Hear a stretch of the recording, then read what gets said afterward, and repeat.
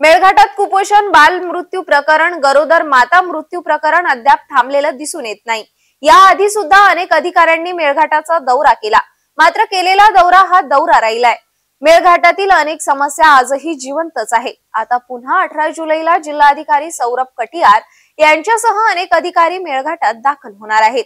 या दौऱ्याने मेळघाटातील समस्या निकाली लागणार का, या चर्चेला आता मेळघाटातील उधाण आले आहेत। मेळघाटातील समस्या जाणून घेऊन ग्रामस्थ आणि प्रशासन यांच्यातील दरी कमी करण्यासाठी, त्याचबरोबर किरकोळ समस्यावर तिथेच मात करण्यासाठी आणि महत्त्वाच्या समस्या प्रशासनाच्या लक्षात आणून देण्यासाठी जिल्हा अधिकारी सौरभ कटियार आणि मुख्य कार्यकारी अधिकारी संजिता मोहपात्रा यांच्या अध्यक्षतेखाली एक दिवस मेळघाटासाठी हा उपक्रम राबविण्यात येत आहे। या अंतर्गत 100 अधिकारी यांचे पथक गुरुवार दिनांक 18 जुलै रोजी मेळघाटात जाणार असल्याची माहिती जिल्हा अधिकारी सौरभ कटियार आणि मुख्य कार्यकारी अधिकारी संजिता मोहपात्रा यांनी दिली।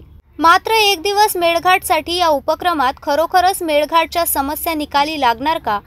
याच मेळघाटाला अनेक वर्षापासून मिळालेला शाप म्हणजेच कुपोषण, बाल मृत्यू प्रकरण, गरोदर माता मृत्यू प्रकरण आता संपणार का? राज्य शासनाच्या मेळघाटाकरिता राबविण्यात आलेल्या योजना आदिवासी बांधवांच्या दारी येणार का?